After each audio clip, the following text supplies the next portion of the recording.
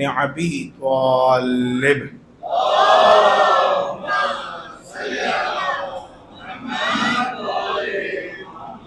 ثم الصلاة والسلام على اشرف الانبیاء والمرسلین وخاتم النبیین ورحمۃ للعالمین والشفیع المذنبین ابی القاسم محمد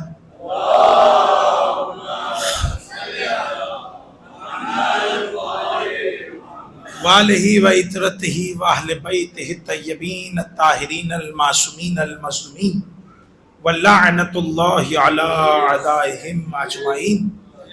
اما بعد فقد قال اللہ تعالی فی القرآن المجید والفرقان الحمید وقولہ الحق. بسم اللہ الرحمن الرحیم. رسلا مبشرین ومنذرین لئلا یکون للناس علی اللہ حجۃ من بعد الرسل. صلوات پڑھیں گے مل کر محمد و آل محمد.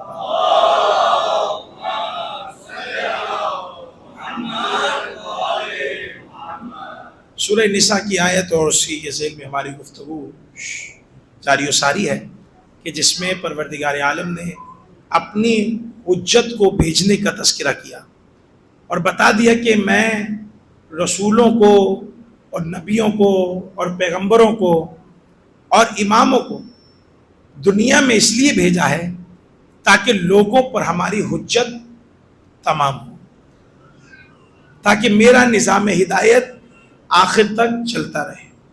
حجت کا وجود خلقت سے پہلے بھی ہے، حجت کا وجود خلقت کے ساتھ بھی ہے، اور حجت کا وجود خلقت کے بعد بھی ہے.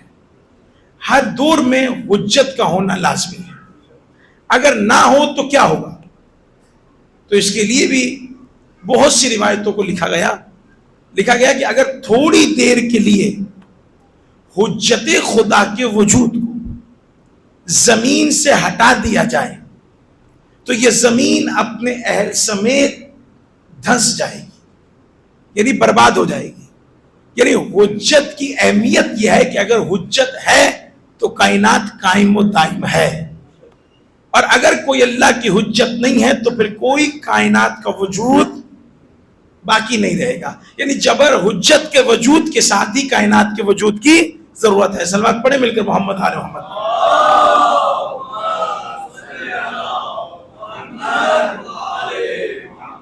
توجہ کیجئے گا کہ حجت کا وجود کائنات میں ضروری ہے. آج ذرا اپنے موضوع کو اختتام تک لے کر جانا ہے تو اس لیے تھوڑا سا وقت شاید زیادہ ہو جائے، اگر ہو جائے تو معاف کیجئے گا. پروردگار آپ لوگوں کو سلامت رکھے. بہت اچھا آپ سن رہے ہیں، آپ کی عزتوں میں برکت ہو. بس تو توجہ رکھیے گا، حجت کا زمین پر وجود اتنا لازم ہے کہ اگر حجت ہے تو کائنات ہے. اگر یہ کائنات آج ہمیں سجی ہوئی نظر آ رہی ہے تو صرف اس حجت کی وجہ سے، اور اس حجت کا نام ہے میرے اور آپ کے وقت امام زمانہ اجل اللہ تعالیٰ فرجہ شریف.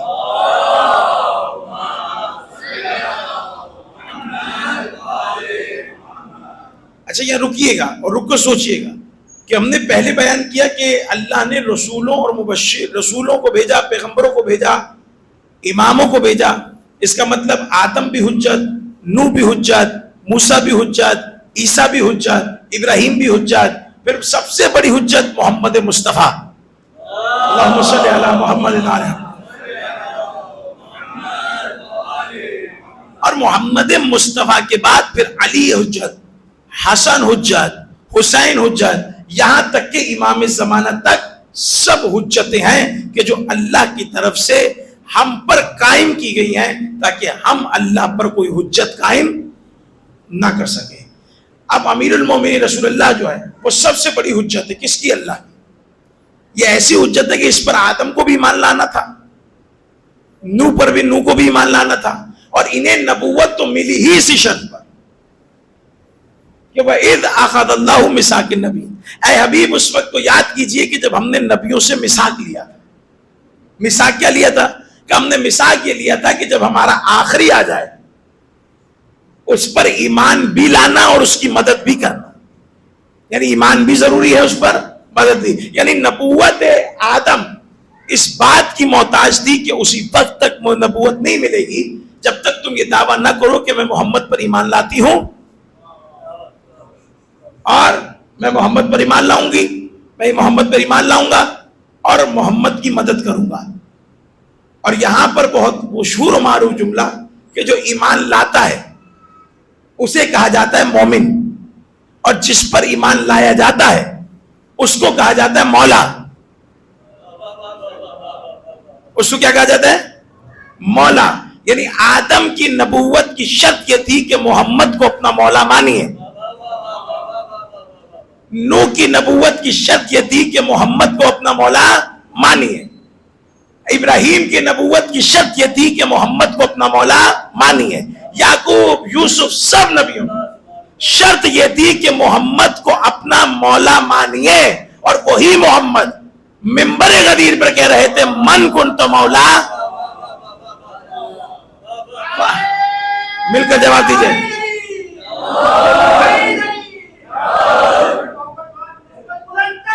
اللہم صلی علی محمد.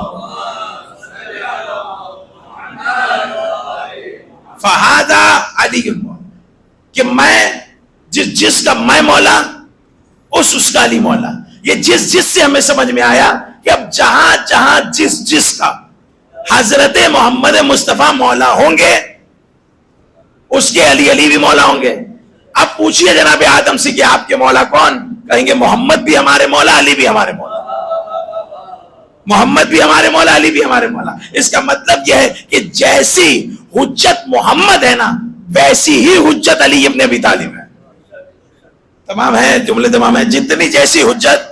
اچھا، جب رسول اللہ کو نبی بنا کر بھیج دیا گیا اور حجت بنا کر بھیج دیا گیا تو کیا رسول کے لیے کچھ جملے کہے کہ اس حجت کو تم لوگوں نے لینا کیسے؟ اس حجت کے ساتھ تم نے سکول جو ہے اس حجت کے ساتھ تمہارا سلوک کیا ہوگا؟ تو اس حجت کے سلوک کے لیے پروردگار نے فرمایا یاد رکھو یہ جو حبیب ہم تمہیں بھیج رہے ہیں نا، تم ایمان جب لے آؤ اس پر تو پھر اس کا احترام کرنا. اب وہ آیت سورہ اعراف کی سنیے گا کہ پروردگار نے ارشاد فرمایا بسم اللہ الرحمن الرحیم فالذین آمنوا بہ وعزروہ ونصروہ واتبعوا النور الذی انزل معہ. اس رسول پر ایمان لے آؤ، اور صرف ایمان کافی نہیں ہے اس وقت تک جب تک تم اس حجت کا احترام نہیں کرو گے. اچھا، تم ایمان بھی لے آؤ، احترام بھی کر لو. اس وقت تک ایمان مکمل نہیں ہوگا، اس وقت تک احترام مکمل نہیں ہوگا جب تک تم اس حجت کی مدد نہیں کرو گے. اچھا، تم نے ایمان بھی لے آئے، احترام بھی لے آئے تو کیا کامیاب ہو گئے؟ نہیں، کہہ رہے منزل دور ہے. وہ منزل کیا ہے کہ وَاتَّبِعُوا النُّورَ الَّذِي أُنزِلَ مَعَهُ. اس نور کا بھی اتباع کرو، اس نور کا بھی اتباع کرو جو محمد مصطفیٰ کے ساتھ اتارا گیا، بعد میں نہیں، پہلے نہیں، جو ساتھ اتارا گیا ہے اس نور کا بھی اتباع کرو. تو مفسرین نے جو ہمیں اس نور کی ڈیفینیشن بتائی ہے نا وہ بتائی ہے قرآن. حالانکہ قرآن کے بارے میں سب جانتے ہیں اور بچہ جانتا ہے کہ قرآن رسول کے ساتھ نہیں آیا. یہاں لفظ ما ہے، ما، میم اور عین. ما یعنی مائیت کا معاملہ دیتا ہے. اب جہاں ما استعمال ہو جو معنی ما ہوگا نا وہی ما یہاں ہوگا. سنیں گے وہ جملہ، فرمایا علی مع القرآن والقرآن مع علی. علی قرآن کے ساتھ ہے. توجہ کر رہے ہیں؟ علی قرآن کے ساتھ ہے، قرآن علی کے ساتھ. الحق مع علی، علی مع الحق. حق علی کے ساتھ ہے اور علی حق کے ساتھ ہے. اس کا مطلب یہ ہے معیت کا مقام. تو قرآن رسول کے ساتھ نہیں اترا. صلوات پڑھیں گے مل کر محمد آل محمد.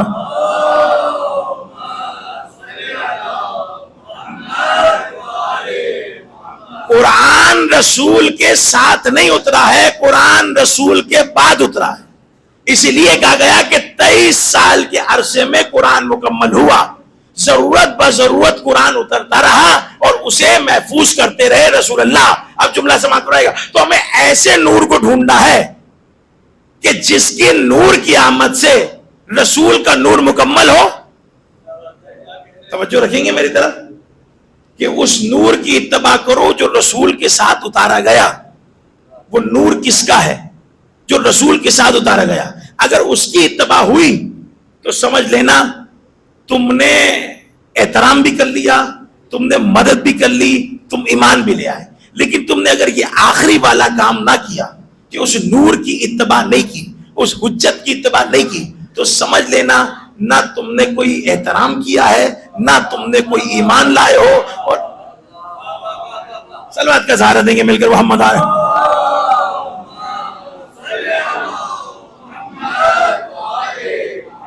اب حجت ہم نے پہچان تو لیا کہ حجت یہ ہے، حجت کی ضرورت کیا ہے. اب یہ بھی تو دیکھیے کہ حجت آ رہی ہے تو حجت کے ساتھ کرنا کیا ہے. حجت کرتے رہنا ہے یا کچھ ہمارے قائد ہیں جو ہمارے کچھ عوامل ہیں جو ہم نے ادا کر رہے ہیں. تو حجت تو فقط نہیں کرنا. اس کی مثال میں آپ کو دے گیا ہوں پہلے کہ جناب نوح کی کشتی کی مثال سے دیا جناب رسول خدا نے اہل بیت کی مثال. کہا کہ اہل بیت کی مثال کشتی نوح کی طرح ہے. مثلا پیسرے نوح کی طرح دور کھڑے رہ کر دیکھنا نہیں ہے، اس میں سوار ہونا ہے. جب سوار ہوں گے تو پھر نجات ہے، اور اگر سوار نہیں ہوں گے تو نجات نہیں ہے. اللہ کی توحید، محمد مصطفیٰ کی نبوت، ان کا احترام، ان کی مدد، یہ اس وقت تک مکمل نہیں ہوگی جب تک اس آیت کے اس ٹکڑے پر عمل نہیں ہوگا کہ وَاتَّبِعُوا النُّورَ الَّذِي أُنزِلَ مَعَهُ. اس نور کا احترام کرو جو نور محمد کے ساتھ اتارا گیا. اب قرآن ساتھ نہیں اترا، قرآن بعد میں اترا ہے. ڈھونڈنا اس نور کو ہے جو محمد کے ساتھ اتارا گیا ہے. تو فرمایا یاد رکھنا، اس نور کی ڈیفینیشن کر رہا ہوں. وہ نور کون بتائے گا؟ رسول نے خود فرمایا انا وعلی من نور. توجہ کیجئے گا.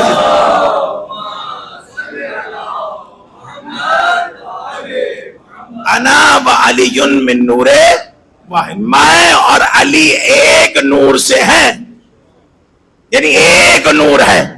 اب جب ایک نور ہے تو اس کو جملہ سمجھیے گا، جب ایک نور ہے تو حجت بھی ایک جیسی ہوگی، ان کا احترام بھی ایک جیسا ہوگا. اچھا احترام سے مراد کیا ہے یہاں پر؟ فالذین آمنوا بہ وعزروہ، کہ احترام کرو رسول کا. رسول کا احترام کیا ہے؟ قرآن نے الگ الگ جگہوں پر الگ الگ باتیں کی ہیں. قرآن کہہ رہا ہے رسول کا احترام یہ ہے، سنیے گا، رسول کی عزت اور رسول کا احترام یہ ہے کہ یا ایھا الذین آمنوا لا تقدموا بین، خبردار اپنے قدم کو رسول کے قدم سے آگے نہ بڑھانا. خبردار اپنی آواز کو رسول کی آواز سے بلند نہ کرنا. اگر کیا تو کیا ہوگا؟ تمہارے اعمال ضائع ہو جائیں. اور دیگر 1 سال تو ہوا عمال کرتے ہوئے، کا 1 سال 1000 سال بھی عمال کرتا رہے اور قدم رسول کے قدم سے آگے بڑھا تو ہم عمال ضائع کر دیں گے، ہم کچھ نہیں دیکھیں گے. آواز رسول کی آواز سے بڑھی تو ہم عمال ضائع کر دیں گے، ہم کچھ نہیں دیکھیں گے. جملہ سماعت فرمائیے گا. اس کا مطلب یہ ہے کہ قدم آگے بڑھ جائے تو اللہ عمال ضائع کر دیتا. پتہ نہیں ایک ہی نماز پر اتنا اقرار ہے یہ لوگ کہ رسول موجود تھے اور نماز پڑھا دی. اللہ نے کہا اگر قدم بڑھا، توجہ، قدم بڑھا تو ہم عمال ضائع کر دیں گے. اور آپ اعتراض کر رہے ہیں کہ نماز پڑھائی اور اسی کو خلافت اور حجت کی تعریف بنا کر چلیں. اب جملہ سماعت فرمائیے گا. قدم رسول کے آگے نہیں بڑھنا چاہیے، اس کے لیے ایک دلیل دے رہا ہوں. پیچھے رہنا چاہیے، ساتھ چلنا چاہیے. اچھا یہ تو ساتھ اور باہر ادھر ادھر کی بات ہو رہی ہے نا، اوپر نیچے بھی رسول کا مقامات ہیں، ان کو بھی ذرا سمجھیے گا تاکہ بتا دوں. روایتوں میں آیا کہ رسول اللہ کا پروردگار نے سایہ نہیں بنایا. آپ ہیں اس بات سے متفق ہیں؟ سب متفق ہیں. اچھا اس میں 2 چیزیں ہیں. ایک یہ کہ کہتے تھے کہ بھائی سایہ نہیں بنایا، ایک کہتے تھے نہیں سایہ تھا، ایک بادل تھا کہ جو رسول کے سر پر سایہ کر کر چلتا تھا.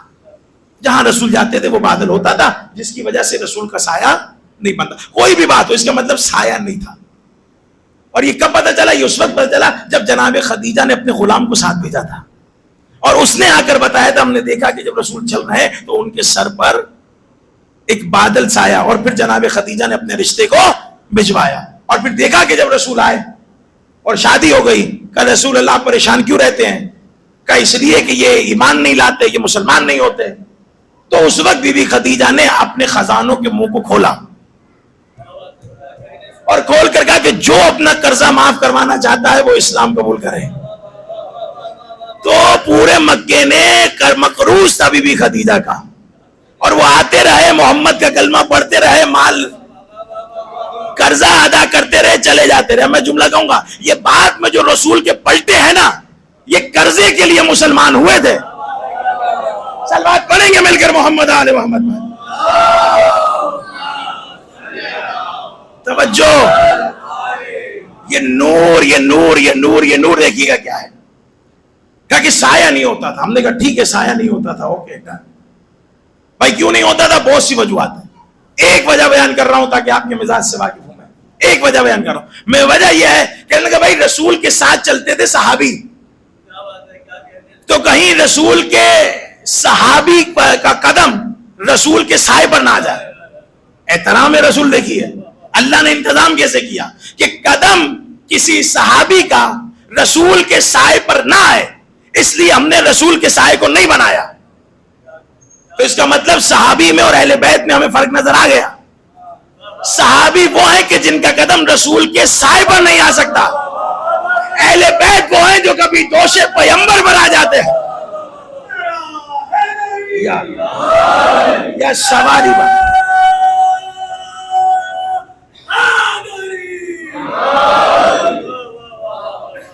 توجہ کیجئے گا عزیزان محترم، یہ سوال ہے، یہ ہے مقام ہے. اچھا یہ جو ہم کہتے ہیں کہ رسول کے شانے پر قدم بائے امیر المومنین کے، یہ مقام ایسے نہیں ہے. صرف قدم نہیں تھے، جوتوں سمیت. اور رسول نے یہ کہا تھا کہ علی یہ جوتے اتار کے نہیں، جوتوں سمیت میرے قدم پر آؤ. اور آپ سب جانتے ہیں ایک مہر ہوتی ہے جس کو مہر نبوت کہتے ہیں. اس مہر کو چھپنے کے لیے پتہ نہیں کون کون بےتاب تھا کہ ہم اس مہر کو بوسہ دے سکیں. تو یہ بھی فرق ہے صحابیوں میں اور علی میں. جہاں صحابیوں کے ہونٹ آتے ہیں وہاں علی کے قدم آتے ہیں. توجہ کیجئے گا عزیزان محترم، یہ مقام یہ اہل بیت کا شروع سے ہی ایک باقاعدہ رکھا گیا ہے اور اس کا احترام بتایا گیا کہ رسول کا احترام یہ ہے کہ اس کے ساتھ جو ہے وہ آپ ساتھ نہیں، ان کے آگے قدم نہیں بڑھاؤ گے. ان کی آواز پر اپنی آواز بلند نہیں کرو. کسی نے کی ہوگی تو اللہ نے کہا، اللہ نے کہا اس نے کی تو اس کے اعمال ہم نے ضائع کر دی، اسے کافر بنا دیا. اب تھوڑا سا آگے چلیے گا کہ حجت کی کرنی اتباع. اور اتباع کیسے ہوگی؟ حجت جو ہے اس کی کرنی اتباع. اتباع کیسے ہوگی؟ اس کے لیے بھی قرآن نے کہا کہ یا ایھا الذین آمنوا اطیعوا اللہ واطیعوا الرسول واولی الامر منکم وتنازعوا. اور اگر تمہارے درمیان کوئی تنازع ہو جائے، کوئی اختلاف ہو جائے، تو ادھر ادھر نہیں جانا. تم ایمان لے آئے ہو، تم نے رسول کا احترام کر لیا ہے، تو اب تمہارے درمیان کچھ تنازع ہو جائے، کوئی اختلاف ہو جائے، تو رسول کے پاس جاؤ یا اللہ کے پاس جاؤ. تمہارے اختلاف اگر ہو جائے تو خود حل کرنے کی اسے کوشش نہیں کرو. وہ اختلاف حل کون کرے گا؟ یا اللہ کرے گا یا رسول کرے گا، یا اللہ کرے گا یا حجت کرے گی. اب میں اگر یہ جملہ آپ کے سامنے کہہ رہا ہوں تو اس کی نوعیت کو دیکھیے گا میں کس نوعیت سے جملہ کہہ رہا ہوں. کہ آپ کے درمیان کوئی بھی اختلاف آ جائے، پہلے تو یہ سنیے کہ اطاعت کرو اللہ کی، اللہ کے رسول کی اور الامر کی. اور اس کے فوراً بعد کہا کہ کوئی اختلاف تم میں ہو جائے تو کسی ادھر ادھر کے پاس نہیں جانا، خود سے حل نہیں کرنا. وہ اختلاف تمہارا دور کرے گا کون؟ رسول اور اللہ. اب یہ کہنا ہے کہ اگر کوئی ایسی جگہ پر رہتا ہے کہ جس کی پہنچ رسول تک نہیں ہے تو اس کے اختلاف کو کون حل کرے گا؟ اگر وہاں دو بندوں میں اختلاف ہوا اور وہ رسول تک آ رہے ہیں تو ہو سکتا ہے راستے میں اختلاف دور ہو جائے، راستے میں صلح ہو جائے، تو مقصد تو پورا نہیں ہوا. تو اس اختلاف کو پورا کون کرے گا؟ آواز آئے گی اللہ کی طرف سے، یاد رکھنا جتنا سمجھا رہا ہوں اتنا سمجھیے. اللہ کی طرف سے آواز آئے گی، یاد رکھنا ہم نے اختلافات کو دور کرنے کے لیے ایک قرآن جیسی کتاب بھی نازل کی ہے. اب اس میں تمہارے ہر مسئلے کا جواب موجود ہے. اب جو تمہارے اختلاف ہو وہ اس قرآن کے پاس لے آؤ. یہ قرآن تمہارے مسئلے، تمہارے اختلاف کو دور کر دے گا. تو بعد رسول میرے لیے اور بعد رسول ہمارے درمیان ایک اختلاف اٹھا اور اس اختلاف کا نام تھا کہ نبی کے بعد نبی کی جگہ پر کون بیٹھے گا. ساتھ ہے میرے؟ نبی کے بعد نبی کی جگہ پر کون بیٹھے گا، یہ اختلاف اٹھا. جب یہ اختلاف اٹھا تو ہمیں کس کے پاس جانا چاہیے؟ اللہ کے پاس. ہمیں کس کے پاس جانا چاہیے؟ رسول کے پاس. یہ پوچھیں گے پروردگار بتا اب محمد کے بعد علی کو بیٹھنا چاہیے یا کسی اور کو؟ اللہ نے کہا تھا جب اختلاف ہوگا تو میرے پاس آنا. ہم اللہ کے پاس گئے. اللہ نے کہا دیکھو بیٹھنا اس کو چاہیے کہ جو محمد جیسا ہو. اللہ نے کہا کہ محمد پہ جگہ پر اس کو بیٹھنا چاہیے کہ جو محمد جیسا ہو. ہم نے کہا ہمیں تفصیل سے بتا دے کہ کون کون سی صفات ہونی چاہیے. کہ جیسا محمد کا علم ہو اس کا بھی ویسا علم ہو, جیسی محمد کی شجاعت ہو ویسے ہی اس کی شجاعت ہو. تو ہم نے دیکھا کہ انہوں نے کہا بتا دیجئے کہ پروردگار یہ کیسی شجاعت, یہ کیسا علم. کہ ہم دوسروں کا تذکرہ تو نہیں کر رہے, رسول کے وسیع کا تذکرہ کیا دیتے ہیں تاکہ تمہارے لیے اختلاف دور ہو جائے. پوچھا کہ بتائیں کہ علم کا معاملے میں ایسا ہونا چاہیے کہ ہم اس کے لیے کہیں کلو شئین احصینہ فی امام مبین. علم کے لیے ایسا ہونا چاہیے کہ ہم نے اس کے ذرے ذرے میں علم کو رکھ دیا ہے. اب یہ ذرہ ذرہ ہر بندے کو سمجھ میں نہیں آتا. اب ذرے ذرے سے کیا مراد ہے؟ ذرے ذرے کا علم, جو ہو چکا وہ بھی, جو ہونے والا ہے وہ بھی. توجہ نہیں کر رہے آپ لوگ. جو ہو چکا وہ بھی, جو ہونے والا ہے وہ بھی, اور جو ہونا تھا نہیں ہوا, وہ سارا علم ذرے ذرے میں آتا ہے. ارے یہ تو ہے علی, یہ تو ہے وصی رسول, ان کا تو سمجھ میں آتا ہے یہ سب. لیکن روایت کہتی ہے کہ علی گھر گئے, گھر جا کر دیکھا کہ زہرا چکی چلا رہی ہیں, اور زہرا نے صدا دی علی میرے پاس آئیے میں تمہیں وہ بتاؤں کہ جو ہو چکا ہے, وہ بھی بتاؤں کہ جو ہونے والا ہے, اور وہ بھی بتاؤں جو ہونا تھا پر نہیں ہوا. اس کا مطلب کیا ہے کہ کیا ہم انہی کو حجت مانتے ہیں؟ ارے ہم زہرا کو فقط حجت نہیں مانتے ہیں, ہمارے لیے امام کی وہ حدیث شامل حال ہے کہ امام حسن عسکری نے فرمایا. حجت کا آپ کے ذہن میں مفہوم سمجھ میں آ گیا نا کہ حجت کی حیثیت اس دنیا میں کیا ہے؟ اگر وہ نہ ہو تو کائنات نہ بچے. اور امام حسن عسکری کہہ رہے ہیں کہ ہم دنیا پر حجت ہیں, ہماری دادی زہرا ہم پر حجت ہے. اس کا مطلب کیا ہے؟ نبوت کے بعد امامت نہ ہوتی اگر زہرا کا پیکر نہ ہو, زہرا کا وجود نہ ہوتا. محمد توجہ کیجئے گا, حجت ہے حجت. اب یہ تمام حجتوں کا مطلب آپ کو سمجھ میں آ گیا ہے نا. تو اب تھوڑا سا میرے ساتھ آگے بڑھیے تاکہ بات کو مکمل کر سکوں. یاد رکھیے گا اتباع کرنی.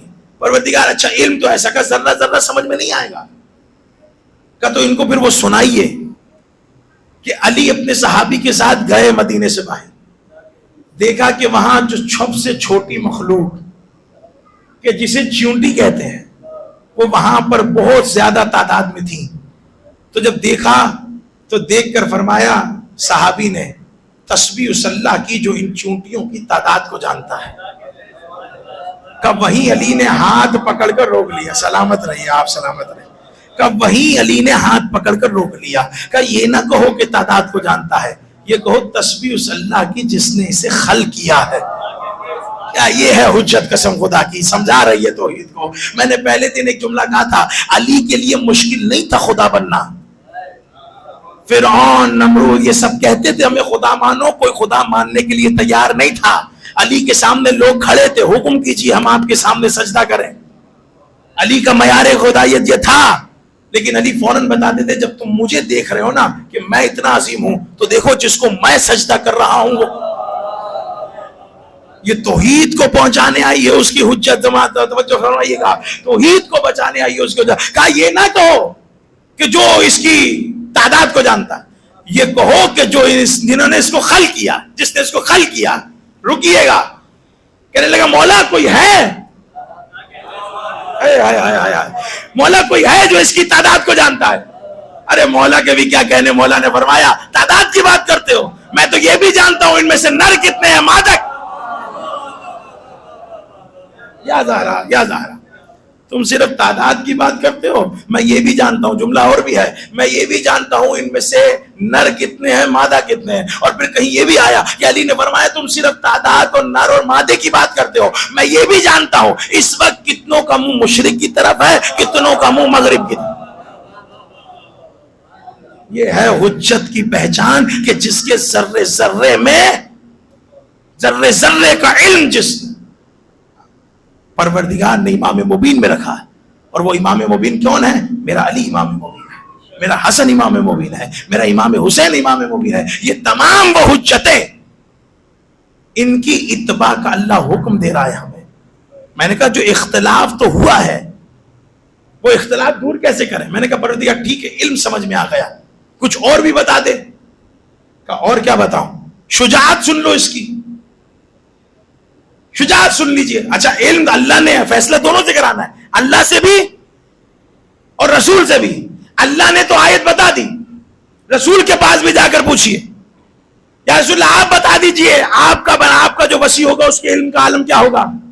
وہ آواز دیں گے کچھ نہیں، انا مدینۃ العلم وعلی بابھا، میں اس علم کا شہر ہوں اور علی اس کا دروازہ ہے. اور اس پر میں بہت دفعہ کہہ چکا ہوں کہ یاد رکھیے گا کہ وہ شخص جو مدینے میں آیا اور مدینے میں آ کر مسجد نبوی میں گیا اور جا کر اس نے دیکھا کہ رسول بیٹھے ہیں، علی بیٹھے ہیں اور کچھ اور لوگ بیٹھے ہیں، اس نے دیکھا علی کو، کہنے لگا السلام علیک یا امیر المومنین. علی کو سلام کیا، سلام کرنے کے بعد پھر کہا السلام علیک یا رسول اللہ، اے رسول اللہ آپ پر میرا سلام ہو. تمام صحابی بھڑک کر اٹھ گئے، اس بندے کے گریبان کو پکڑا، کہا یہ تم نے کیا کیا؟ تم نے توہین رسالت کیا. کہا کیسی توہین رسالت؟ کہا کیسی؟ کہا تم نے پہلے علی کو سلام کیا پھر محمد کو سلام کیا، یہ کیا طریقہ ہے؟ رسول نے کہا پوچھو تو صحیح اس نے کیا کیا ہے. یا زہرا، رسول نے کہا پوچھو تو صحیح اس نے کیا کیا ہے. کہا کیا کیا تم نے؟ یہ کہا یا رسول اللہ میں نے توہین نہیں کی، میں نے آپ کی حدیث پر عمل کیا ہے. آپ نے کہا میں شہر ہوں، وہ دروازہ ہے، تو پہلا دروازہ آتا ہے پھر شہر.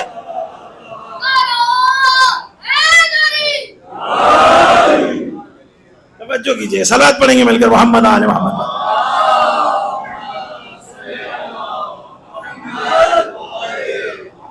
یہ حجت جس کا نام علی ابن ابی طالب، یہ ہمیں ہر معیار پر، ہر مقام پر، اب اللہ کے رسول نے بھی علم بتا دیا. ٹھیک ہے علم تو بتا دیا، اور کچھ ہو سکتا ہے؟ پروردگار اختلاف ہے، فیصلہ کر دیجئے. کہاں قرآن پڑھتے جاؤ، فیصلہ کرتے جاؤ. علی کی ایک سے ایک خصوصیات ہم نے قرآن میں جمع کر کے رکھی ہیں، ایک سے ایک خصوصیات کو. بس آخری جملے ہیں. حجت کا مقام یہ ہے کہ حجت جو ہے اور جو وسیع ہے، جو حجت ہے، اس کا معیار یہ ہے، قرآن نے بتایا کہ وہ صرف اتباع کرنے والا نہیں ہوتا، وہ جس کی اتباع کرتا ہے اس کی دعوت میں شریک بھی ہوتا ہے. وہ بھی دعوت میں شریک ہوتا ہے جس کی اتباع کرتا ہے. اب قرآن میں ایک آیت ہے، اس کا مفہوم سن لیجئے. وہ کہا کہ حبیب جو تمہاری اتباع کرے تم اس کے سامنے اپنے کندھوں کو جھکاؤ. جو تمہاری اتباع کرے اس کے سامنے اپنے کندھوں کو جھکاؤ. اور علی نے رسول کی اتباع کا حق ادا کیا، اس لیے اللہ کے رسول نے فتح مکہ کے موقع پر اپنے کندھوں کو جھکایا اور علی کو سوار کروایا. اور آپ جا کر دیکھیے اس واقعے کو، وہ واقعہ صرف واقعہ نہیں ہے، اس واقعے کے پیچھے بڑی مصلحتیں ہیں. نہیں تو آپ کو کیا لگتا ہے کوئی نانا ایسے ہی نکل آئے گا، سواری بن جائے گا، بچوں کو کندھوں پر بٹھا لے گا؟ یہ ایسے واقعہ نہیں، اس کے پیچھے پوری ہسٹری ہے، اس کے پیچھے مزاج نبوت اور امامت چھپا ہوا ہے. اگر اس کو واقعے کو سمجھیں تو آپ کے سامنے بیان کرتا ہوں، اس کے پیچھے پورا مزاج نبوت اور اعلان نبوت اور اعلان ولایت چھپا ہوا ہے. کہا حسنین کے لیے کپڑے آئے، حسنین نے کپڑے پہنے، پہن کر گھر سے باہر آ کر فوراً کا نانا سواری. یعنی ایک خواہش ماں سے کی، ایک خواہش اپنے نانا سے کی. نانا کپڑے تو ہو گئے، سواری کا سواری کہاں سے لاتے؟ ایسا نہیں ہے، گھوڑے بس موجود تھے، چلے اپنے پاس نہیں ہوتے مان لیتے، کسی صحابی کا لے کر دے دیتے، کسی صحابی سے سواری لیتے دے دیتے. لیکن وہ رسول تھا، امامت کے مزاج کو سمجھ رہا تھا. یار میں بڑی محنت کر، امامت کے مزاج کو رسالت سمجھ رہی تھی. رسول سمجھ گئے کہ ان کو سواری کی حاجت نہیں ہے. یہ جانتے، یہ چاہتے یہ ہے کہ جب لباس وہاں کے ہیں تو سواری بھی تو وہاں کی ہو. جب لباس وہاں سے آیا ہے تو سواری بھی تو پھر وہاں سے ہو. پھر رسول خود سواری بنے, اور صرف بن کر روایت ختم نہیں ہوئی. واقعہ کہتا ہے پھر ایک بیٹے کو, ایک نواسے کو دائیں والی زلفیں پکڑائیں, مکمل سواری. ایک والے کو بائیں والی زلفیں پکڑائیں اور کہا کہ جدھر چاہو لے چڑھو. تو یہ آپ کیا سمجھے, یہ رسول لانا یہ نہیں, یہ نبوت کی وہ باغ دوڑ تھی جو بچپن میں حسن اور حسین کے ہاتھ میں دے دی. صلوات پڑھیں گے مل کر محمد آل محمد. ختم کر دیے. جو تمہاری ہدایت کرے, جو تمہارے ساتھ تمہاری اتباع کرے, تم اس کے سامنے اپنے کندھوں کو جھکاؤ اور اس سے اپنے ساتھ شریک ہدایت بناؤ. اسی لیے اللہ کے رسول نے نہیں دیکھا کہ یہ بھی 10 برس کا ہے, نہیں پوچھا کہ میرا مددگار کون ہے. علی کھڑے ہو گئے, میں ہوں, میں آپ کی مدد کروں گا. اب یہ نہیں دیکھا کہ لوگ زیادہ آ جائیں تو پھر یہ میں اعلان کروں, نہیں. جیسے ہی علی نے کہا میں ہوں, کہا فوراً آ جاؤ. یعنی اسی دن اللہ کے رسول نے لا الہ الا اللہ بھی کہا, محمد رسول اللہ بھی کہا, اور علی کو بلا کر علی ولی اللہ بھی کہلوا دیا. دعوت کا پہلا دن کیا تھا؟ دعوت کا پہلا دن کون سی دعوت؟ وہ دعوت جسے دعوت ذوالعشیرہ کہتے ہیں, جہاں سے حجتوں کا آغاز ہو رہا, کہ آتے تھے, کھاتے تھے, چلے جاتے تھے. رسول بولنا چاہتے نہیں بولنا دیتے, آتے تھے, کھاتے, چلے جاتے تھے. رسول نے پھر وہاں بولا کہ کون ہے جو میرا مددگار بنے, کون ہے جو میرے اس وزن کو اٹھائے. تو اٹھنے والا ایک ہی تھا کہ جس کا نام علی ابن ابی طالب بتایا گیا, اور وہ آگے بڑھ کر جب ہو گیا کہ یہ میرا وصی ہے, یہ میرا جانشین ہے, تو اب اللہ نے کہا ان کے سامنے اپنے کندھوں کو جھکاؤ. اب جو تبلیغ تم کرو گے وہی تبلیغ یہ کریں گے, اور اب جیسی لوگ تیری اتباع کرتے ہیں ویسی لوگ اس کی بھی اتباع کریں. جو تیری اتباع کا حکم ہے رسول, اسی اتباع کا حکم علی کی اتباع کا حکم ہے. اگر بات پہنچ گئی, چلے پروردگار, یہ تو ہمیں سمجھ میں آ گیا کہ جو رسول کے ساتھ ہدایت کریں گے, جو رسول کی اتباع کریں گے, ان کے سامنے کندھوں کو جھکائیں گے. یہ مردوں کے لیے تو سمجھ میں آتا ہے. یہ اچھا نہیں لگے گا کہ عورت کو بندہ کندھے پر بٹھا کر دکھائے یا اس کے سامنے اپنے کندھوں کو جھکائے. ان کے لیے بھی تو اہتمام ہو. عورتوں میں بھی ہو سکتا ہے کہ جو اتباع کا حق ادا کریں تو ان کے سامنے بھی تو کندھے کو جھکائیں. کہاں جب معیار بدلے گا وہاں حکم اتباع نہیں بدلے گا. ہاں تھوڑی صورت بدلے گی. وہ صورت یہ ہوگی کہ مرد کو اتباع کرے گا تو اسے کندھوں پر اٹھائیں گے, جو عورت کو اتباع کریں گی تو اس کے لیے اپنی مسند کو. اس سے گہرا جملہ میں نہیں کہہ سکتا. صلوات پڑھیں گے مل کر محمد آل محمد.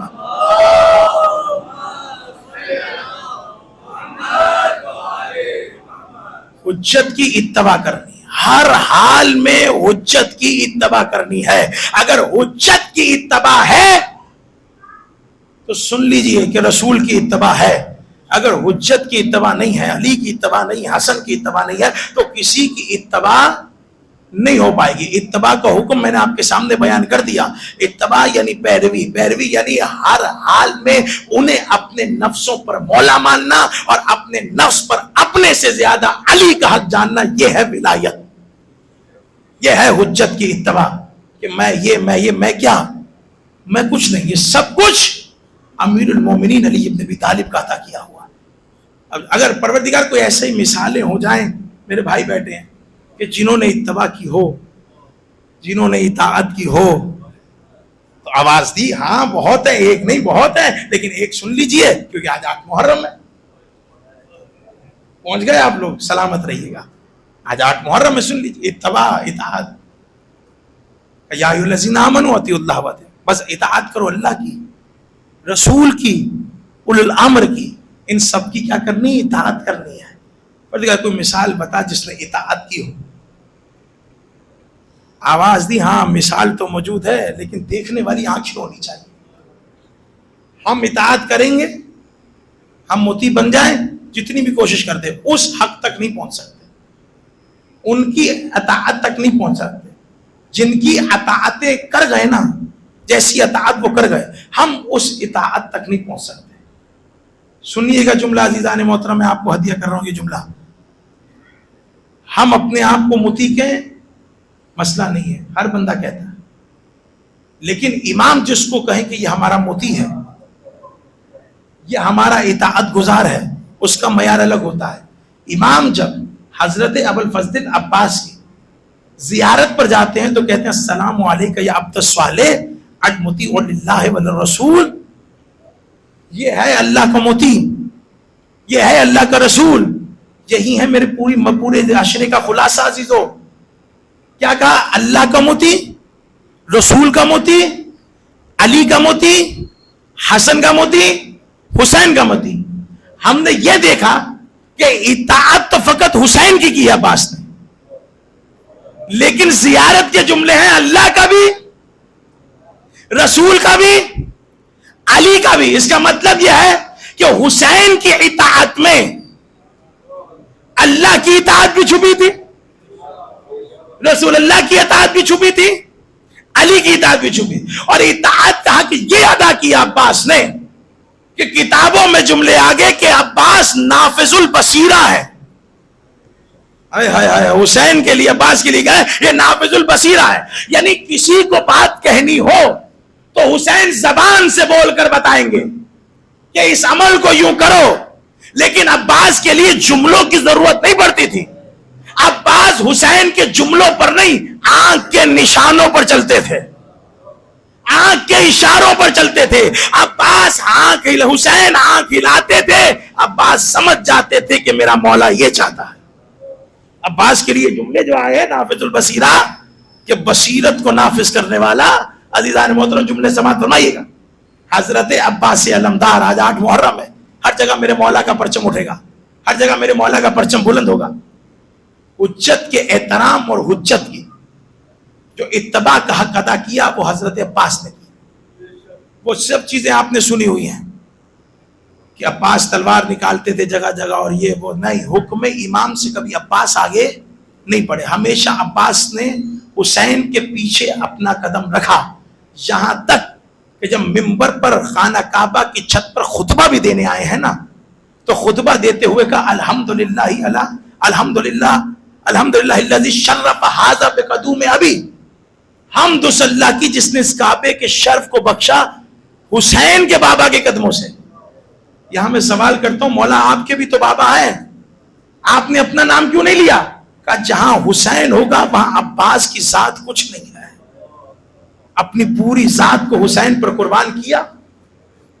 اب جملہ سماعت فرمائیے گا، حسین کو منایا، حسین کو بلایا ہی، اور حسین کو بنایا، عباس کو بنایا ہی امام حسین کے لیے تھا کہ بچپن ہے، اور ولادت سے پہلے، عباس کے ولادت سے پہلے زہرا کپڑوں کو سی رہی ہیں، کرتوں کو سی رہی ہیں، ٹانکے لگا رہی ہیں، اور بی بی زینب پوچھتی ہیں تو کہتی ہیں یہ میرے ایک بیٹے کے کپڑے ہیں، جب وہ آ جائے تو اسے دے دینا، اس کی میری امانت اس تک پہنچا دینا۔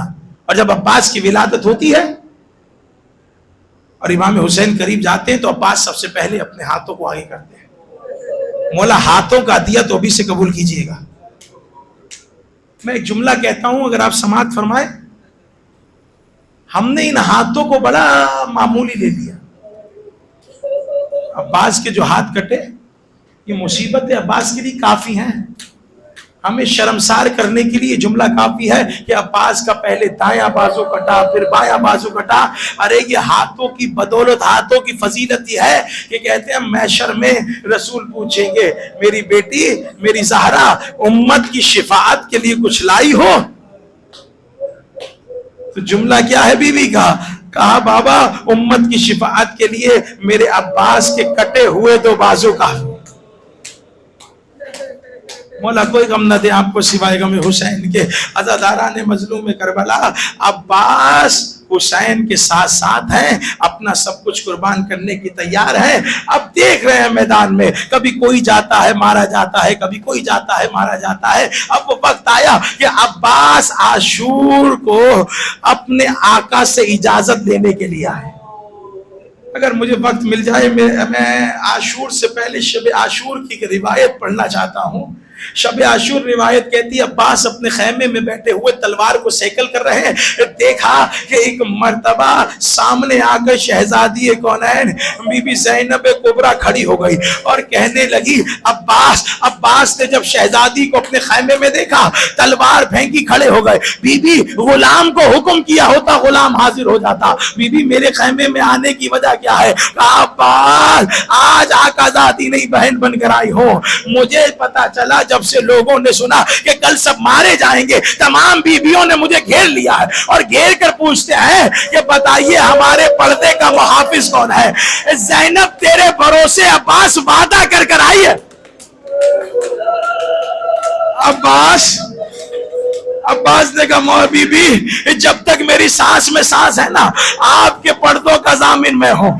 زینب یہ کہہ کر واپس آ گئی۔ اب جب عاشور شب عاشور گزر گئی، عاشور کا دن آیا ہے نا، ایک مرتبہ عباس کو اجازت ملی، بی بی زینب نے سب بیویوں کو جمع کیا، جمع کر کے کہا بیویوں کل جو وعدہ کیا تھا واپس لے رہی۔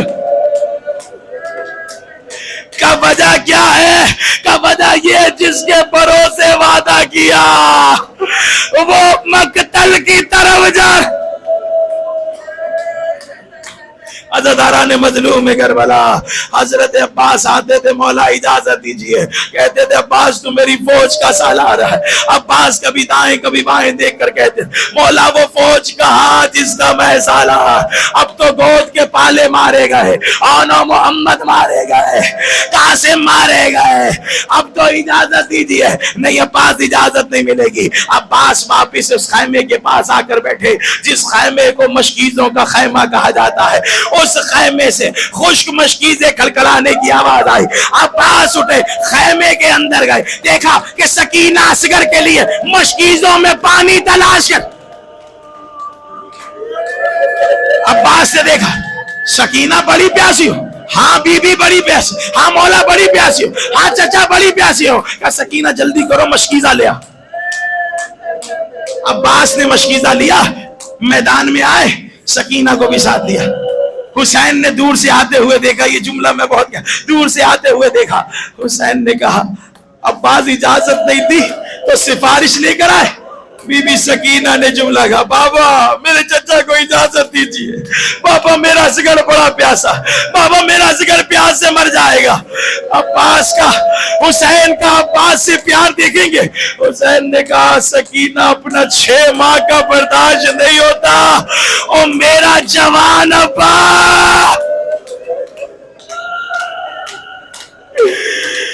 لاکھوں سے ڈھیر عباس مقتل میں سکینہ، آج تو چچا کو اجازت دلا رہی ہو، یاد رکھنا کل جا شام کے بازار میں، کوبے کے بازار میں لوگ تمہیں تماچے ماریں گے، تم اپنے چچا کو حوصلہ کرو۔ عزادار آخری جملے نہیں پڑھتا ساری مصیبت، لیکن سن لیجئے ابوالفضل عباس کی مصیبت بہت بڑی ہے۔ عزاداروں سنیے گا، روایتیں کہتی عباس کو اجازت ملی، عباس پانی لینے کے لیے آئے، پانی لے کر واپس جانے لگے، کسی نے وار کیا، عباس کا دایاں بازو کٹا، عباس کا بایاں بازو کٹا، صرف بازو نہیں کٹے، ایک تیر چلا، عباس کی آنکھ میں تیر لگ، مصیبت ختم نہیں ہوئی، ایک گرز لگا عباس کے سر میں، ایک گرز۔ عزاداروں ایک عراقی خطیب نے ان جملوں کو یوں پیش کیا، کہتا ہے اتنے زخم کسی شہید کو نہیں آئے صحابہ میں جتنے عباس کو اکیلے آئے۔ اب وجہ یہ ہے کہ جب کسی پر حملہ ہوتا ہے نا، وہ حملے کو روکنے کے لیے اپنے ہاتھوں کو بڑھا، حوصلہ کرو عزاداروں میں جملہ، اب وہ ہاتھوں کو بڑھاتا ہے، کہا عباس کے ہاتھ نہیں تھا۔ کا دوسرا یہ کہ جب حملہ ہوتا ہے نا تو دشمنوں سے بچنے کے لیے آنکھوں سے دیکھا جاتا ہے کہ حملہ کہاں سے ہو رہا، کہ عباس کی آنکھ میں تیر۔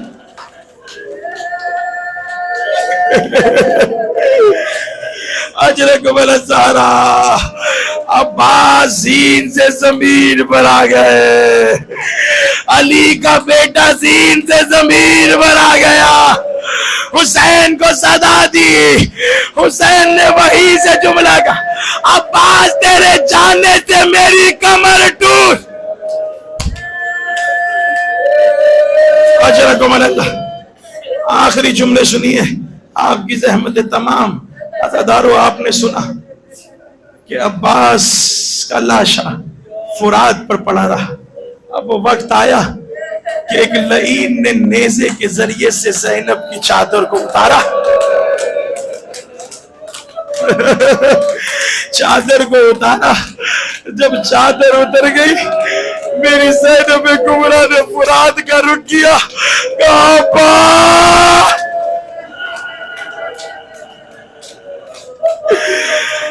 عباس کا سب سے بڑا امتحان ہے چادر زہرا، چادر زینب کبریٰ۔ عزادارو کر دی، ختم کر دی، آخری مصیبت پڑھ رہا ہوں۔ آپ نے سنا کہ عباس کا سر نیزے پر بلند نہیں ہوتا تھا، سنا ہے نا؟ ایک تو وجہ یہ ہے کہ جب سید سجاد سے پوچھا کہ کیوں نہیں ہوتا، کہ وجہ یہ ہے کہ جس نے گھر میں کبھی زینب کا کھلا سر نہ دے، وہ بازاروں میں کیسے دیکھے گا، وہ شام کے درباروں میں کیسے دیکھے گا۔ ایک وجہ اور سن لیجئے، کہ وجہ یہ ہے کہ وہ عباس کے سر پہ لگا تھا گرز۔ گرز ایک گول کا گول ہوتا ہے، لوہے کے گول گیند کی طرح ہوتا ہے، اس پر نوکیں لگی ہوتی ہیں، وہ جہاں لگتا ہے نا عزادارو، وہاں سوراخ کر دیتا ہے۔ کہا عباس کا سر نیزے پر اس لیے بلند نہ ہو، جب عباس کے سر پر جگہ جگہ سوراخ، جہاں نیزے پر لگایا، ماتم عباس۔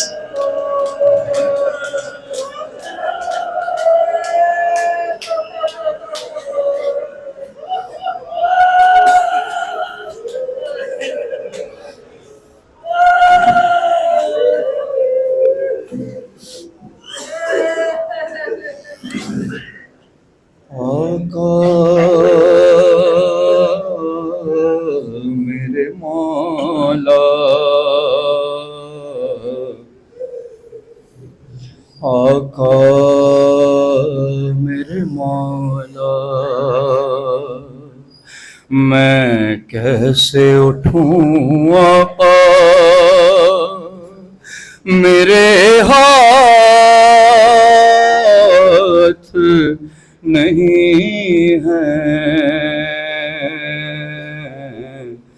میرے ہاتھ نہیں ہے، ارے پاؤں نہیں چھو سکتا،